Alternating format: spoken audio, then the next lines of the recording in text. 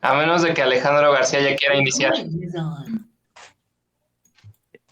Buenas tardes a todos. ¿Sí me Ya escuchan? llegó el cumbión.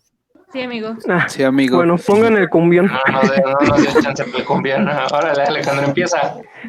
Bueno, vamos a hablar el día de hoy de lo que es la insuficiencia hepática aguda. Es un tema importante debido a que, aunque su prevalencia es baja, tiene una alta tasa de mortalidad, por lo que identificarla tempranamente es importante y sobre todo para nosotros, pues referirla. Siguiente, por favor. Bueno, vamos a tener la definición por la Guía Europea del 2017. Considera insuficiencia hepática aguda, falla hepática fulminante o insuficiencia hepática fulminante, aquel daño hepático agudo grave que se caracteriza por elevación de las transaminasas de 2 a 3 veces el límite superior normal. Se va a acompañar por coagulopatía, que esta va a estar expresada por un INR mayor a 1.5. Esta tiene que ser menor a 28 semanas, ahí le falta un 2 para ser considerada aguda. Ahorita vamos a ver una subclasificación, pero de inicio hay que decir que debe ser menor a 28 semanas.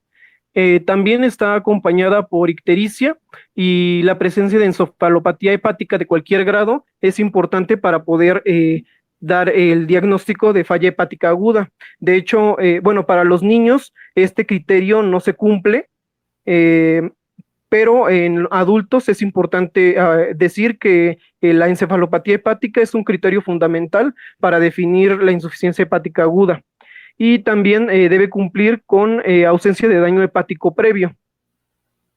Siguiente. Bueno, aquí tenemos un recuadro de la guía europea que menciona lo que les acabo de decir. Hay consideraciones en patologías crónicas que son consideradas falla hepática aguda, pero solo va a aplicar para hepatitis autoinmune, para la enfermedad de Wilson y para el síndrome de Budd-Chiari. ¿Por qué? Porque en el paciente que desarrolla estas patologías no va a dar manifestaciones hasta que se produce el daño hepático como tal. Entonces, estas patologías entran todavía dentro de lo que es la falla hepática aguda, pero nada más. No podemos incluir otras patologías de características crónicas en esta clasificación. No sé si se entienda hasta el momento. Sí. Sí. A ver, ¿lo puedes repetir otra vez eso? Bueno, todo el daño hepático crónico no puede ser considerado falla hepática aguda. Sin embargo, para el caso de una hepatitis autoinmune, una enfermedad de Wilson y un síndrome de Budd-Chiari, todavía estas patologías entran dentro de la clasificación de falla hepática aguda debido a que el daño que se da de manera crónica no se puede detectar. Entonces, es por eso que esta guía todavía considera estas patologías dentro de la falla hepática aguda. O sea, ahí lo que yo te diría es que sí, en esos 3 casos es frecuente, más bien, lo más frecuente es que se presenten de forma aguda, porque como tú dices, muchas veces no se ha detectado en su fase crónica, pero solamente cuando se presentan de forma aguda se considera falla hepática aguda. Si tú encuentras un paciente con enfermedad de Wilson, que sobre todo es en niños, y que lo encuentras en una fase crónica con cirrosis y no ha desarrollado un cuadro de falla hepática aguda, ahí no se consideraría falla hepática aguda. Son casos en los que generalmente los pacientes debutan con un cuadro agudo y en esos casos sí se va a considerar agudo. Ok. Y bueno, también podemos ver aquí que la aparición de la encefalopatía es un criterio fundamental para hablar de falla hepática aguda. Siguiente. Bueno, hace un momento acabamos de hablar de lo que es la encefalopatía hepática. Aquí tenemos la clasificación de Westhaven, que nos va a dividir la encefalopatía hepática en 4 grados, desde el grado 0 y hasta el grado 4. En el grado 0 no hay alteración, no hay manifestaciones clínicas, es también la llamada encefalopatía mínima, y de ahí parte de la 1 a la 4, en la cual las alteraciones neurológicas van a ir en aumento. Por ejemplo, en el 1 hay falta de conciencia trivial, euforia o ansiedad, capacidad de atención disminuida, deterioro de la capacidad de sumar o restar y el ritmo del sueño alterado.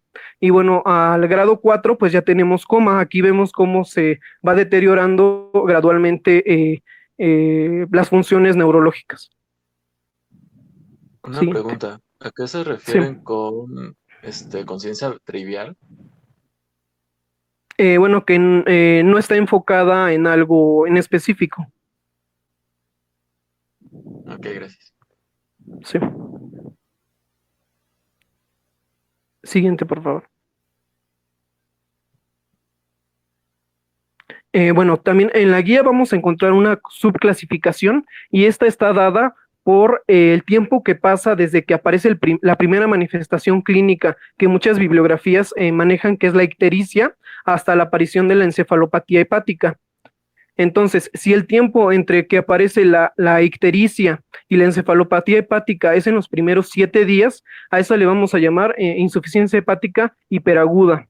Si el tiempo de la aparición de la ictericia hasta los 8 o 28 días, en el cual aparece la encefalopatía hepática, esa se le va a conocer como aguda, y cuando ocurre entre las 5 y las 12 semanas, le vamos a conocer como subaguda. Cuando el periodo de tiempo es mayor a 28 semanas, se conoce como daño hepático crónico. Entonces, es importante tener en cuenta esta clasificación, que es en base al tiempo, y como ya se mencionó, es desde que aparece la ictericia y hasta que aparece la encefalopatía hepática. Siguiente, por favor. Bueno, aquí tenemos 3 clasificaciones. La que acabamos de mencionar es la de O'Grady. Tenemos una clasificación japonesa, que es la de Mochida, y tenemos la de Bernau. Y estas clasificaciones toman el mismo criterio desde que está la ictericia hasta la encefalopatía hepática, pero aquí cambian los tiempos en base a las semanas, y aquí lo podemos ver, pero la clasificación que utilizan las guías, bueno, la guía europea es la de O'Grady. Siguiente, por favor. Bueno, otros conceptos importantes a tener en cuenta es el concepto de lesión o daño hepático agudo, que no es lo mismo que una falla hepática aguda. Una lesión o daño hepático agudo va a estar caracterizado por la ausencia de encefalopatía y se va a acompañar por todas las demás características que vimos en la primera diapositiva. Otro concepto importante es la falla hepática aguda sobre crónica, en la cual ya vamos a tener de base una alteración crónica, por ejemplo una cirrosis, y se va a desencadenar de forma aguda un daño hepático. Entonces, bueno, es importante tener en cuenta también este dato. ¿Te puedes regresar tantito a la previa? Ahí, ¿cuál es la importancia de clasificarlo? Bueno, la importancia de... la temporalidad. Ajá. Sí, la importancia de clasificarlo va a ser bueno, la mortalidad y el grado de recuperación que pueda tener el paciente. Por ejemplo, bueno, vamos a ver más adelante en una diapositiva que la hiperaguda tiene un mejor pronóstico a la subaguda. La subaguda es la de peor pronóstico y se asocia a mayor mortalidad. ¿Y por qué es importante también conocer los casos de subaguda? Porque pueden estar, bueno, pueden estar enmascarados porque no hay una manifestación clínica como tal. Bueno, tarda más tiempo en aparecer la encefalopatía hepática. Entonces, Exacto. bueno, Entonces, y bueno, también, adelante. sí, perdón. Bueno, también tiene que ver con la etiología, dependiendo de, bueno, esta clasificación también menciona que, bueno, ciertas patologías entran dentro de cada tipo de clasificación. Ok. Bueno, por ejemplo, la hiperaguda se asocia se asocia más a daño por toxicidad por paracetamol, a hepatitis A y a hepatitis E. La aguda se asocia a hepatitis B y la subaguda se asocia a daño por fármacos que no son paracetamol. Sin embargo, pues esto no es del todo cierto. En diferentes patologías pueden tener diferentes modalidades de presentación. Bueno, eh, otro concepto importante que se debe tener en cuenta es la cirrosis. Bueno, esto ya entra dentro de falla hepática crónica, pero bueno, para entender bien la falla hepática aguda, creo que es importante mencionar que, bueno, hay dos tipos de cirrosis, que es la cirrosis hepática compensada y la cirrosis hepática descompensada, en la cual la descompensada está caracterizada por ascitis, encefalopatía y sangrado varicial, es decir, ya hay manifestaciones clínicas. Y en la compensada no hay manifestaciones clínicas, pero por ejemplo, podemos tener una cirrosis descompensada, y confundirla con falla hepática aguda sobre crónica, porque ya tiene un daño crónico y se le desencadenó algún evento.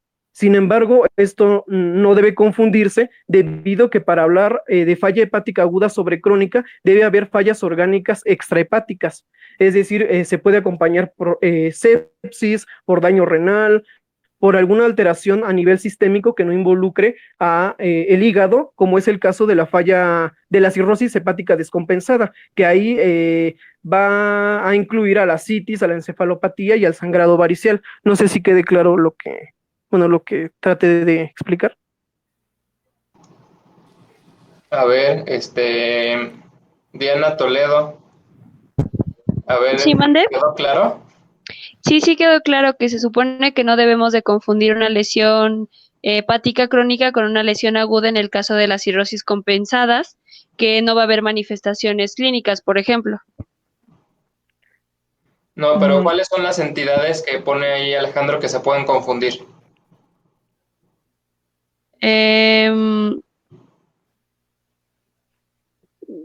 No sé, doctor. A ver, ¿alguien más? Monse. No, o sea, ¿cuál fue la pregunta? O sea, que si es compensada, que no tiene sintomatología, no hay manifestaciones clínicas, y la descompensada ya tiene complicaciones, ¿no? Pero más bien, entre esas no son las dos entidades que puedes confundir. Las dos entidades que puedes confundir son cirrosis hepática descompensada y falla hepática aguda sobre crónica. Esas son las que se pueden confundir. ¿Cuál es la forma o cuál es la diferencia entre una y otra?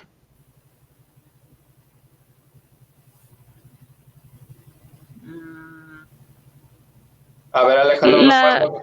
Ajá, sí. La sintomatología, como la citis, la encefalopatía y el sangrado varicial. Así es, esa es de la cirrosis hepática descompensada. Son las manifestaciones de una cirrosis hepática descompensada. ¿Y las de una falla hepática aguda sobre crónica?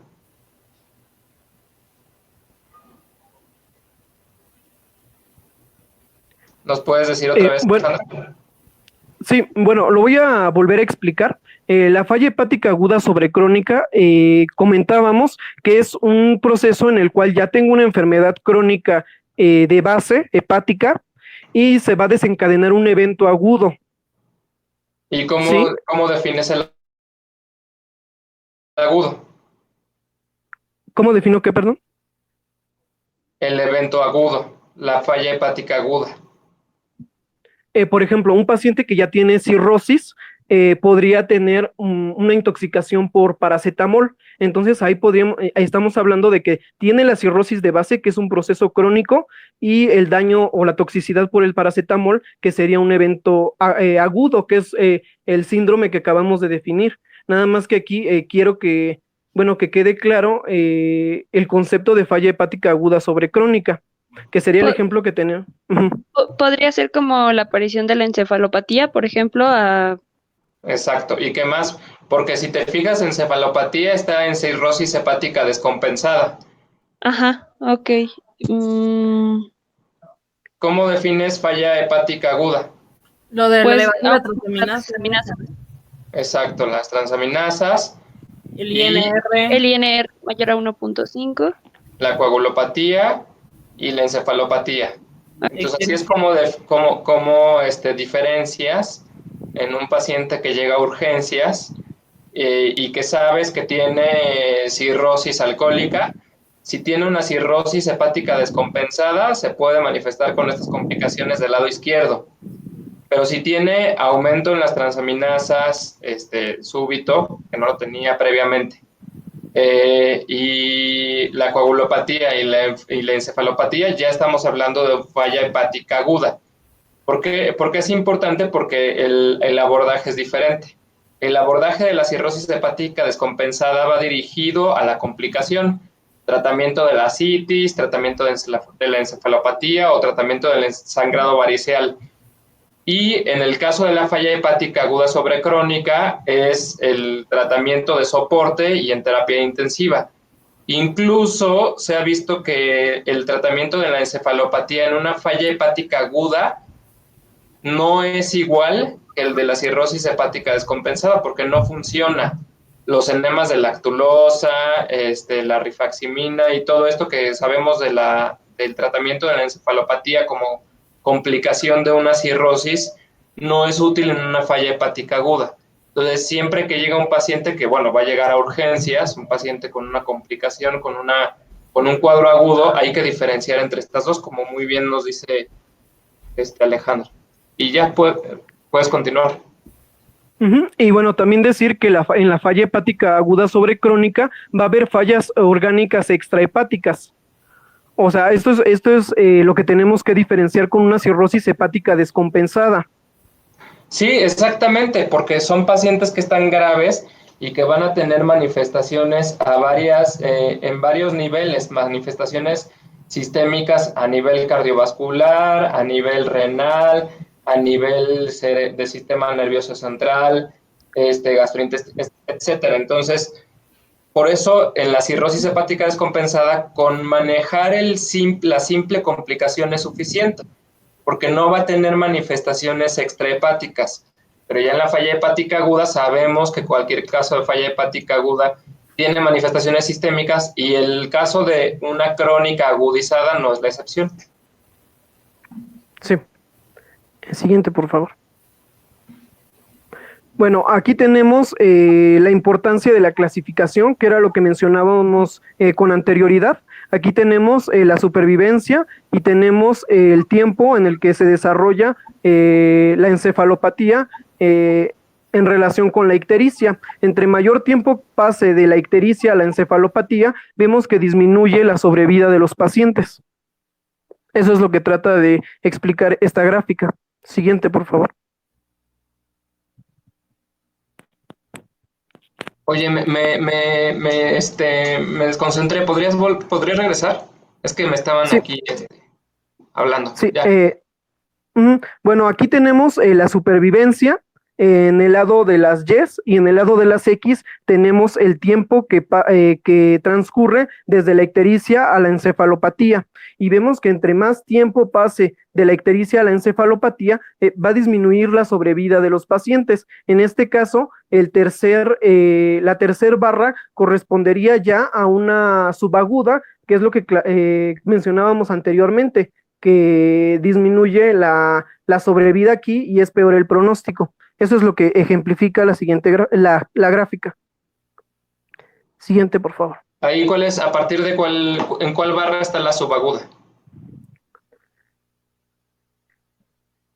Bueno, la subaguda ocurre según la guía entre las 5 y las 12 semanas. Nada más que, bueno, esta gráfica nada más lo maneja por el número de días. O sea, lo que quiere ejemplificar es que entre mayor tiempo pase, menos sobrevida es. No, bueno, no lo clasifica acorde a la guía 2017.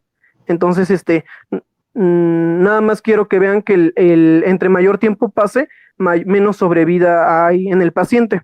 La que sí está bien ejemplificada es la hiperaguda, ¿no? Que la es hiperaguda, en los días 0 a 7, que podría más o menos coincidir con esa barra de 0 a 10, en donde vemos que los casos de hiperaguda sí por mucho tienen peor pronóstico que los otros. Adelante. Sí. Siguiente, por favor. Y bueno, aquí también tenemos la gráfica, perdón, la tabla en la cual vemos ahí el tiempo que transcurre, vemos la severidad de la coagulopatía, que va a ser mayor en la hiperaguda, vemos la severidad de la ictericia, en la cual va a ser más en la subaguda, vemos el daño de hipertensión intracraneal, que va a ser mayor, bueno, va a ser igual en hiperaguda y en aguda, y menor en la subaguda. La supervivencia a un trasplante hepático de emergencia va a ser mejor en la hiperaguda, y como dijimos anteriormente, la subaguda es la de peor pronóstico. Y también dijimos que algunas patologías se relacionan con los diferentes tipos de presentación. El paracetamol, la intoxicación por paracetamol, la hepatitis A y hepatitis C se relacionan con hiperaguda, hepatitis B con aguda, y la intoxicación por fármacos diferentes al paracetamol, subaguda. Siguiente, por favor. Y bueno, dentro de la epidemiología podemos decir que hay una pobre investigación en nuestro país. Realmente hay más datos de Estados Unidos y de países asiáticos. Bueno, en un artículo mencionaba que en Estados Unidos se presentan menos de 10 casos por 1 millón de habitantes. Aproximadamente hay 2,000 casos diagnosticados en Estados Unidos al año. El pico de presentación es de 30 años y es la causa del 8% de trasplantes hepáticos. Esto hablando de Estados Unidos. Para Estados Unidos y para países desarrollados, la intoxicación por paracetamol representa una de las principales causas. Para países, siguiente por favor, para países en vías de desarrollo y para el caso de Asia, la hepatitis, las infecciones por hepatitis representan gran proporción de la etiología de la falla hepática aguda. Por ejemplo, en Japón vemos que hasta el 42% está dado por el virus de la hepatitis B. En la India por el virus de la hepatitis E. Y, por ejemplo, tenemos ahí a Estados Unidos que la intoxicación por paracetamol es la principal causa de falla hepática aguda. Entonces tenemos esas dos diferentes tipos de prevalencia. Siguiente, por favor. Aquí también tenemos una gráfica en la cual, este es del 2019, en la cual se investigó la etiología de la falla hepática aguda en Estados Unidos, y vemos que el paracetamol, por mucho, es la principal causa de falla hepática aguda. Sin embargo, también vemos aquí que causas indeterminadas también ocupan un gran porcentaje. Entonces, esto nos indicaría que no en todos los casos podemos llegar a la etiología, pero es importante abordar al paciente. Siguiente. Bueno, dentro de la etiología por fármacos, tenemos a la paracetamol y el no paracetamol. Dentro del no paracetamol vamos a tener otras drogas como el propiltiuracilo, el disulfiram, el alotano, que es un anestésico. Tenemos antiinflamatorios no esteroideos como el diclofenaco, el ibuprofeno. Tenemos estatinas como la atorvastatina, la serivastatina, la simvastatina.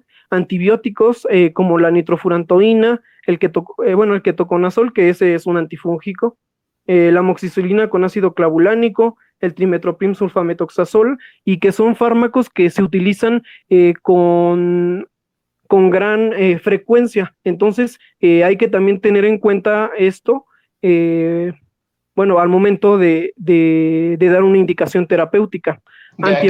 Son muchos fármacos. ¿Cuáles? Dime 4 que sean los que más se asocian a falla hepática aguda. ¿De todos estos fármacos? Sí.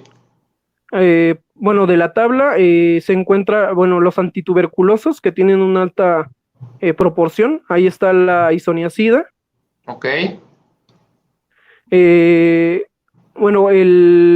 Aquí tenemos en otras drogas, tenemos las hierbas, que por ejemplo... ahí tenemos la hierba de San Juan, y tenemos, el uso de medicamentos, de drogas no autorizadas, como es el caso del Herbalife, que también, por ejemplo, en nuestra población se ha visto una elevación en su incidencia. Ok, me has dicho isoniacidas, hierbas, ¿qué más? La fenitoína también se asocia en gran proporción a daño hepático. Ujú. Dime otro más, dos más. Eh, bueno, encontré que, bueno, el disulfiram también, bueno, se asocia a falla hepática aguda en gran proporción, y el Uy, pero propiltiuracilo que, no, pero ese no se utiliza, ese fármaco ya prácticamente no se usa. bueno, el propiltiuracilo que se utiliza en patologías tiroideas. Pues no, no es una causa tan frecuente. Ahí en antibióticos, El ketoconazol. exacto, ketoconazol es más frecuente. Incluso la nitrofurantoína. Yo diría que esos son los más frecuentes. Muy bien. ¿Qué, ibas a decir algo de antiepilépticos cuando te interrumpí? Bueno, en el manejo de la encefalopatía y de alteraciones neurológicas, a pesar de que, bueno, se relaciona con gran daño hepático, pues el de primera línea, y como no hay de otra, pues se utiliza la fenitoína. Pero eso era lo que iba a mencionar. Siguiente, por favor.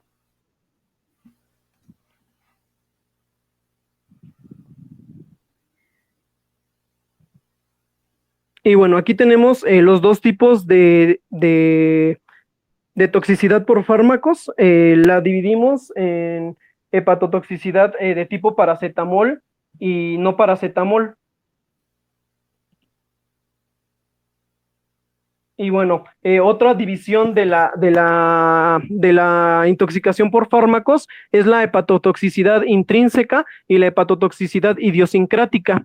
La hepatotoxicidad intrínseca está dada por la dosis, la cantidad de dosis que puede ser tóxica para el paciente, y la hepatotoxicidad intrínseca, como sabemos, no depende de la dosis. Esto depende más de características del paciente, de su genética, de las enzimas.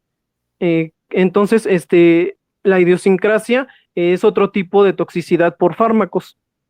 La incidencia por hepatotoxicidad intrínseca es alta, la hepatotoxicidad intrínseca es rara, el periodo de latencia es mayor en la hepatotoxicidad intrínseca, el curso clínico relacionado con una hepatotoxicidad intrínseca es hiperagudo, y la hepatotoxicidad idiosincrática es subaguda. Y la sobrevida sin trasplante en una hepatotoxicidad idiosincrática es pobre, debido a que, como tiene que ver con factores del paciente, pues si no va a responder de manera adecuada al tratamiento. Y los ejemplos que tenemos en la intrínseca, pues tenemos el acetaminofén, y en la idiosincrática se relaciona a AINES, antibióticos o cualquier otro fármaco. Siguiente.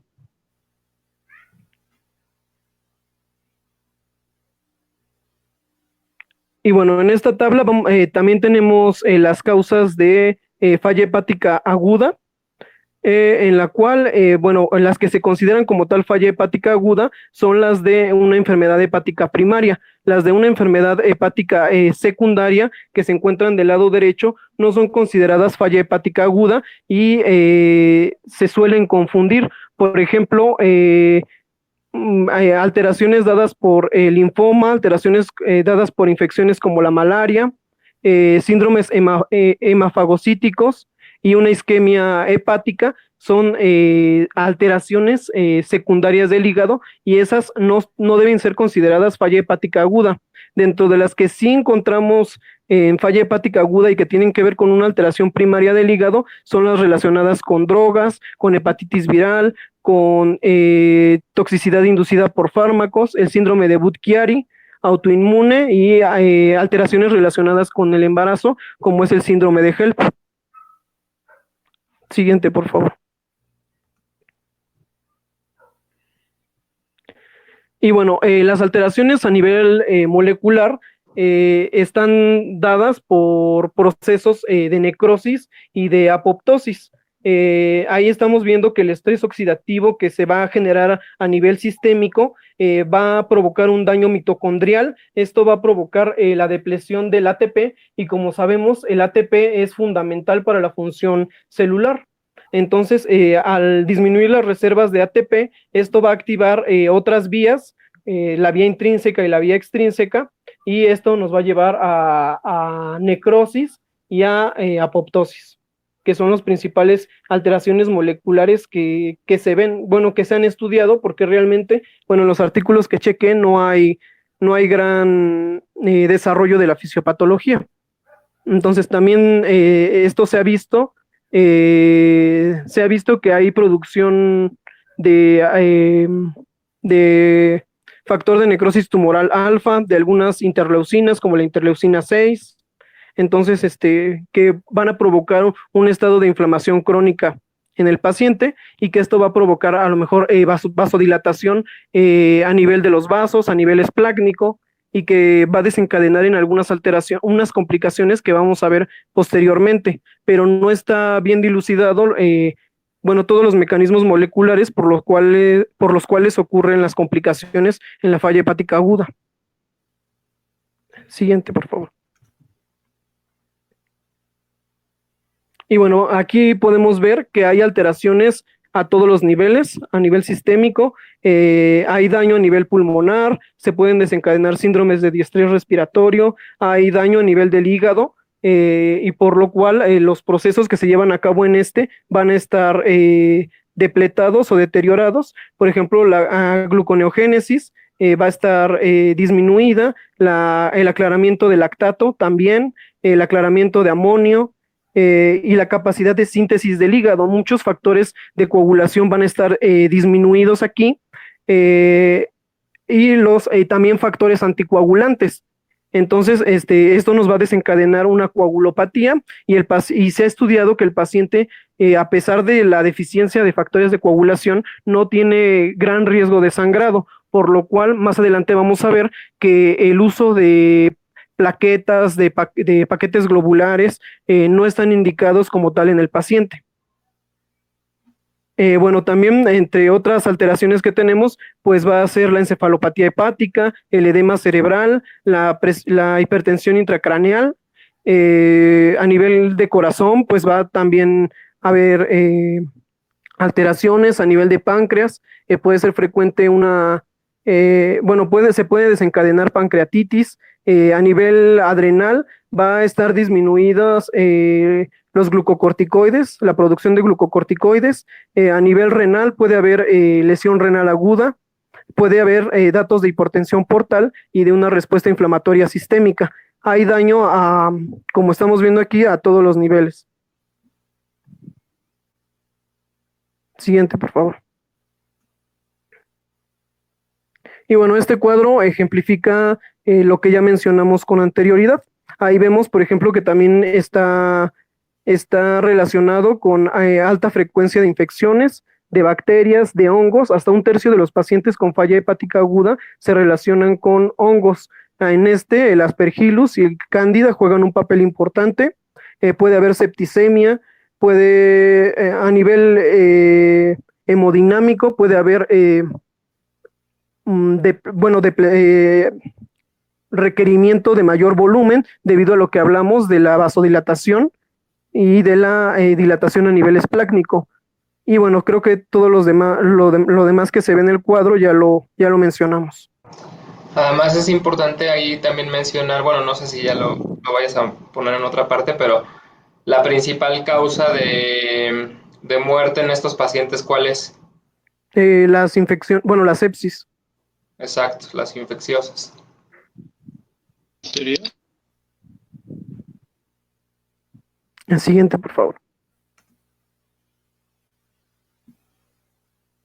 Y bueno, aquí vamos a ver el abordaje inicial del paciente. Se debe realizar una historia clínica detallada y abarcar todos los aspectos de la vida, de la vida del paciente, el uso de medicación, el uso de sustancias. Por ejemplo, la cocaína se relaciona también con falla hepática aguda, historial o antecedentes de suicidio, Si el paciente ya se ha querido quitar la vida con anterioridad, es posible que lo haya intentado nuevamente.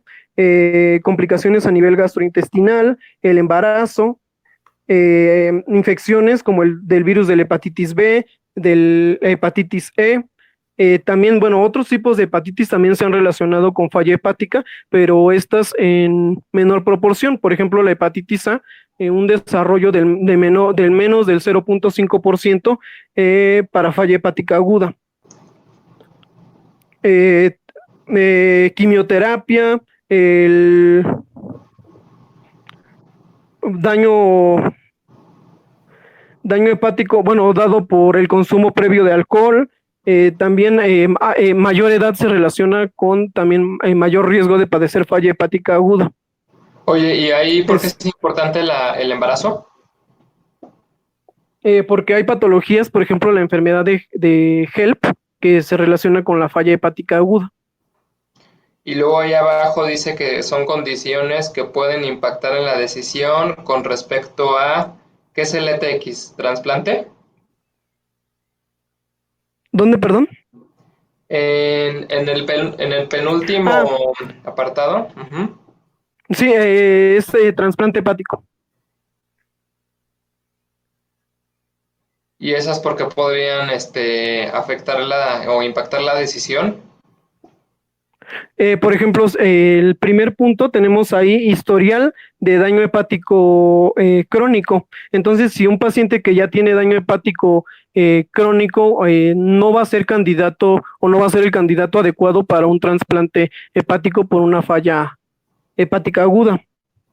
Uh-huh. Si consumió alcohol con anterioridad, tampoco pues va a estar muy recomendado hacerle un trasplante hepático de emergencia, debido a que tiene menos posibilidad de que este funcione y de que se vea beneficio en la calidad de vida del paciente.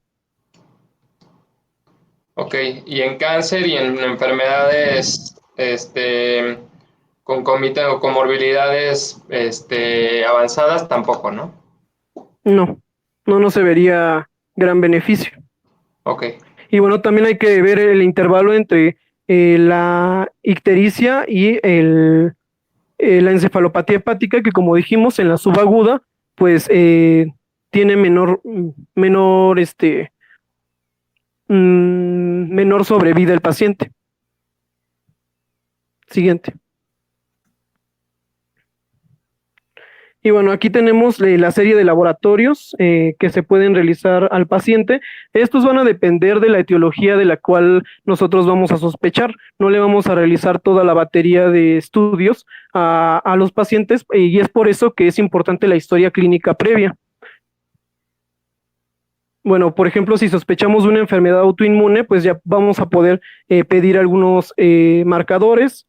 Si sospechamos de infección por virus de la hepatitis, pues vamos a pedir también algunos marcadores. Si sospechamos que es por intoxicación debida a paracetamol, pues vamos a pedir los niveles de paracetamol. Siguiente, por favor. Y bueno, aquí esta tabla lo que nos trata de ejemplificar son algunos alteraciones específicas de ciertas patologías. Sin embargo, pues esto no va a ser de gran utilidad, debido a que se puede presentar esto de diferentes formas. Entonces pues no se cumple al 100% esto. Siguiente, por favor. Pero a ver, ahí sí es importante, porque sí hay algunos como puntos claves, ¿no? Bueno, por ejemplo, más o menos algunos puntos claves de lo más importante. Bueno, en caso de una infiltración maligna, pues va a haber una historia previa de cáncer, puede haber una hepatomegalia masiva. Por ejemplo, en el paracetamol puede haber niveles elevados de aminotransferasas y se relaciona con un bajo nivel de bilirrubinas. Pero bueno, los parámetros bioquímicos no siempre van a corresponder con la causa. Entonces es por eso que, bueno, decía que no es muy recomendado basarse en esta tabla. Pero por ejemplo, en la enfermedad de Wilson tenemos pacientes jóvenes tienen un CUMS negativo, tienen, bueno, alteraciones características como los anillos de Kayser-Fleischer. Entonces, dependiendo de la etiología, vamos a encontrar ciertas características propias de pero pues no todas son específicas. ¿Cuáles son los anillos de Kayser-Fleischer, Fernando? Presentan, me parece que en hemocromatosis, Casi. en hemosiderosis. No, ahí está, en la tabla. ¿Dónde están anillos de Kaiser? Enfermedad de Wilson. ¿Y dónde se observan? En el limbo esclerocorneal. Ok. Listo, Alejandro. Sí, siguiente, por favor. Ok. Y bueno, son muchas recomendaciones que tiene la guía 2017 para el manejo de estos pacientes y que se debe hacer en la terapia intensiva. Sin embargo, en un libro de la Asociación Mexicana de Gastroenterología se trató de resumir de manera, bastante buena lo que es el manejo de las complicaciones en los pacientes. Por ejemplo, en alteraciones del sistema nervioso central, tiene también algunas cosas que no, pero bueno, las vamos a ir mencionando. La lactulosa y la rifaximina no se ha visto un beneficio como tal en la falla hepática aguda, como ya mencionó el doctor con anterioridad. Entonces, aquí no se utilizaría. Debemos evaluar el alto riesgo de edema cerebral, se debe monitorizar la PIC para evitar alteraciones a nivel neurológico y por lo tanto la muerte del paciente. En los primeros grados de encefalopatía hepática no se debe como tal realizar un manejo de la vía aérea invasiva, sino que se debe reservar para los grados 3 y 4, en el cual pues ya vamos a utilizar sedación con propofol. A nivel hemodinámico se va a observar en el paciente hipotensión, puede haber acidosis metabólica, puede haber arritmias y el manejo como tal va a ser con soluciones cristaloides, va a ser con vasopresores como la noradrenalina y en algunos casos el uso de glucocorticoides se ha relacionado con la disminución de la necesidad de utilizar grandes volúmenes de cristaloides, y la meta en la presión arterial media va a ser mayor de 75 milímetros de mercurio. A nivel respiratorio está relacionado con infecciones, con edema pulmonar y síndrome de distrés respiratorio agudo. El manejo de soporte va a ser con oxigenoterapia, con fisioterapia. A nivel no sé si alguien esté tratando de hablar, se oye mucha interferencia. No. Bueno, a nivel renal, se va a desarrollar una falla renal aguda, en la cual pues vamos a tener que actuar ante la hiperamonemia, la acidemia, la sobrecarga de volumen, la hipercalemia, y aquí se va a valorar el uso de una terapia de reemplazo renal continua. En la coagulopatía vamos a hacer un monitoreo invasivo de la presión intracraneal. Vamos a valorar si hay sangrado activo, si no, vamos a mantener la vigilancia y en caso de que sí, se va a realizar la corrección con hemoderivados. No está recomendada el uso de hemoderivados, nada más porque sí. Entonces, en caso de que haya un sangrado activo, se van a utilizar.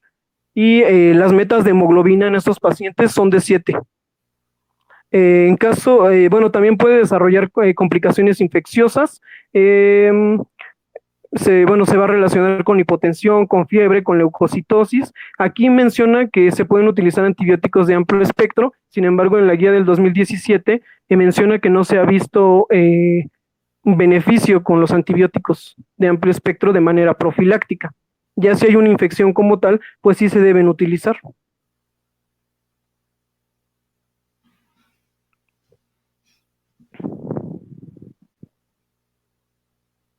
Bueno, además de todas estas complicaciones, se deben evaluar los criterios de mal pronóstico, como la encefalopatía, la falla extrahepática, y el grado de severidad de la lesión.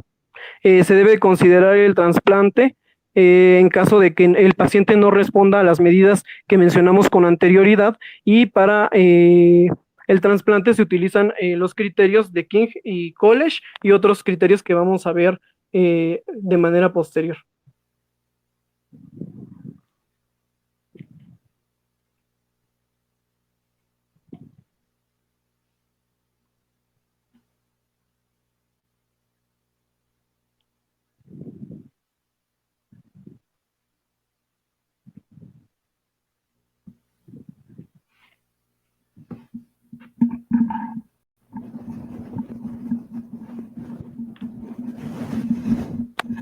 Bueno, Sí, ¿qué pasó? perdón, se me fue la conexión. Bueno, se debe hacer la referencia a la unidad de cuidados intensivos. Esto es un repaso de lo que ya hemos mencionado. A los estudios de ingreso podemos realizar una radiografía de tórax, un ultrasonido hepático, se pueden pedir cultivos, se pueden valorar todos estos parámetros en una biometría hemática, química sanguínea, electrolitos séricos, podemos pedir pruebas de funcionamiento hepático.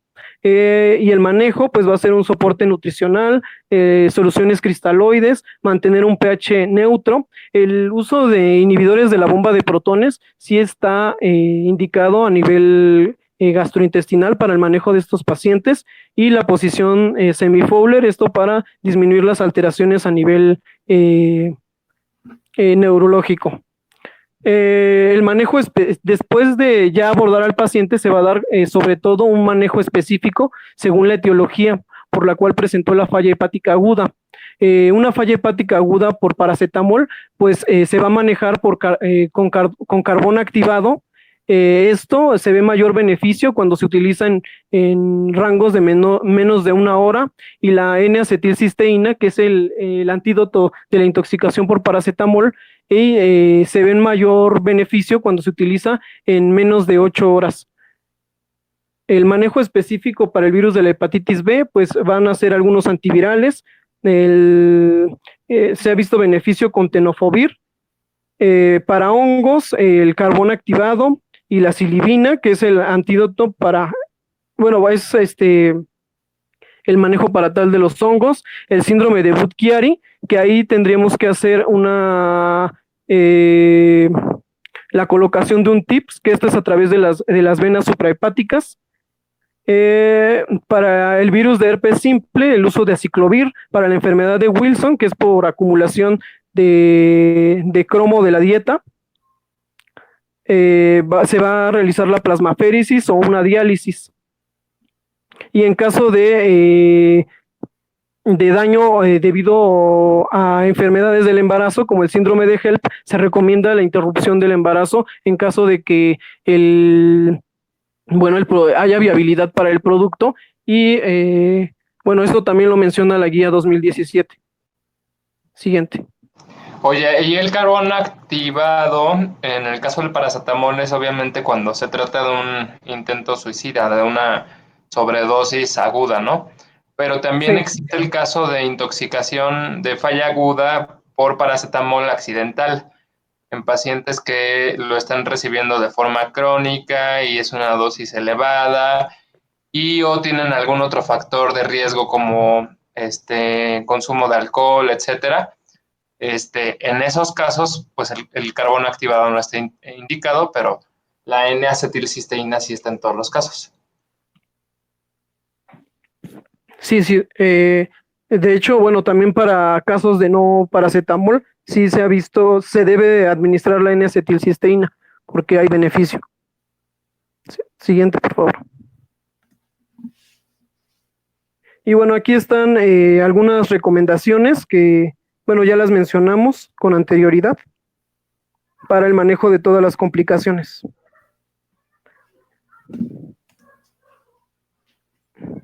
Y el manejo integral pues se debe hacer con base en las guías más actuales, y en este caso pues sería la guía europea del 2017, que las recomendaciones ya las mencionamos con anterioridad.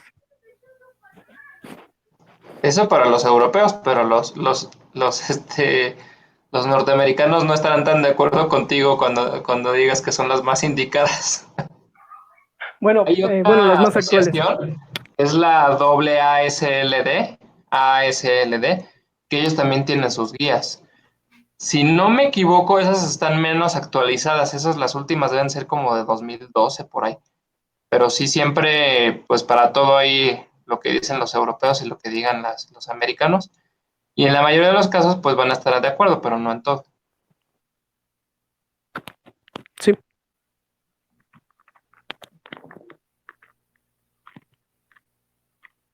Y bueno, aquí tenemos los criterios que se utilizan para el trasplante hepático. Y en este caso, pues las vamos a dividir en paracetamol y no paracetamol. Ahí tenemos en primer lugar a los criterios de King College. Y bueno, estos van a iniciar con un pH arterial menor a 7.3, con un lactato mayor a 3 milimoles sobre litro, y 3 de los siguientes criterios: encefalopatía hepática mayor al grado 3, creatinina sérica mayor de 300 milimoles sobre litro y un INR mayor a 6.5. En caso de los criterios no paracetamol, tenemos un INR mayor a 6.5 y 3 de los siguientes criterios: una etiología indeterminada, una etiología por hepatitis o por drogas que induzcan toxicidad.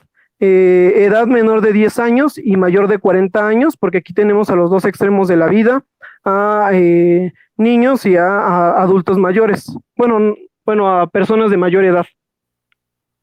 El intervalo entre la ictericia y la encefalopatía mayor a 7 días, una bilirrubina mayor a 300 micromoles sobre litro y un INR mayor a 3.5. Estos criterios son los que se utilizan principalmente para el caso de trasplante hepático. Y otros criterios que tenemos, pues son los criterios de Clichy.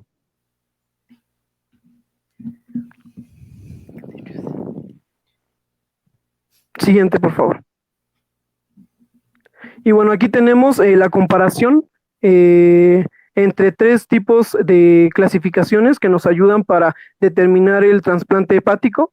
Tenemos que en la de Clichy, en la de King's College y en la japonesa, en las 3 se considera la edad. La etiología no se considera en la de Clichy.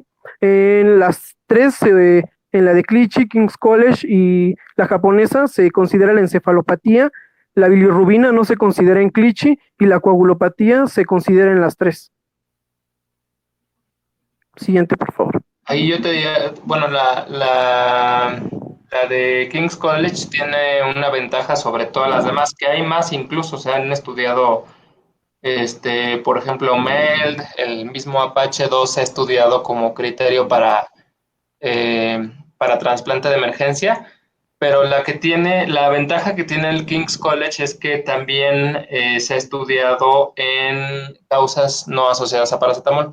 Todas las demás generalmente, como es la causa más frecuente, generalmente se estudian en pacientes con intoxicación por paracetamol, pero la ventaja que tiene King's College es esa, ha sido estudiada fuera de este tipo de pacientes. Ok.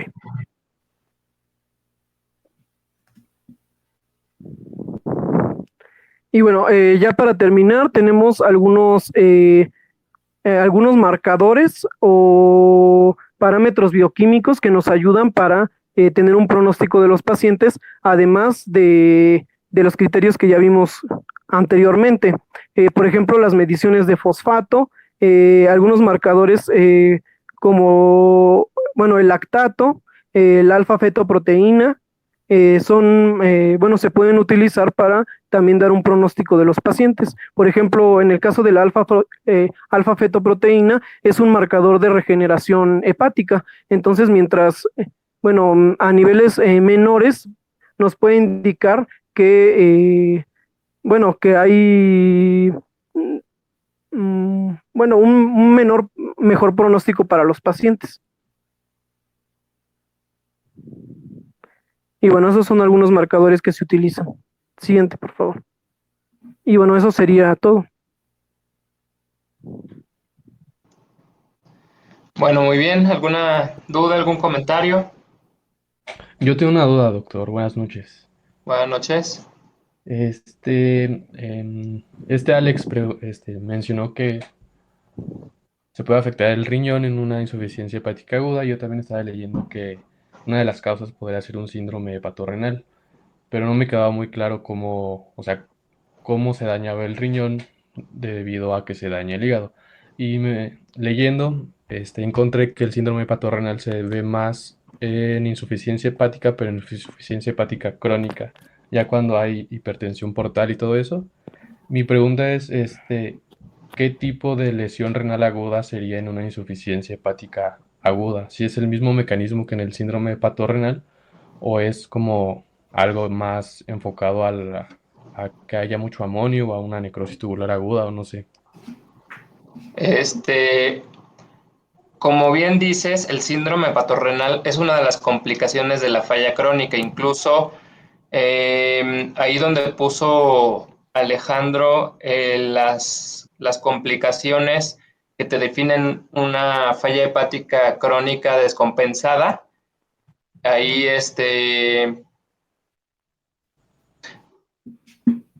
dos antes, ahí. Las complicaciones son ascitis, encefalopatía, sangrado variceal y también hay que agregar allí el síndrome hepatorrenal. Es propio de la cirrosis hepática descompensada. En el caso de la falla hepática aguda está más relacionado con la hipovolemia. Es más una etiología prerrenal. El tipo de falla renal, de lesión renal que lo acompaña. No, ok. Entonces tiene que ver con la circulación y toda esta inflamación que mencionó también Sí, Alejandro. Ok, sí, y el estado de choque que presentan los pacientes. ok, gracias. De hecho, uno de los tratamientos primordiales de estos pacientes es la hidratación intravenosa. Entonces, esto porque los pacientes están en un estado de choque. Y eso es lo que conlleva también la falla renal. La lesión renal, perdón. Ujú. Ok, gracias. ¿Alguna otra pregunta?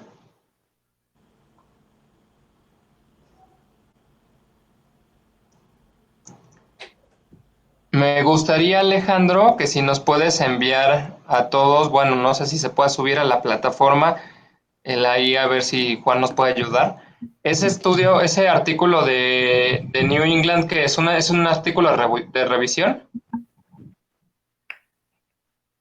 Sí, Bueno, si nos lo puedes enviar para que todos lo leamos y para el martes les voy a hacer un examen de ese artículo.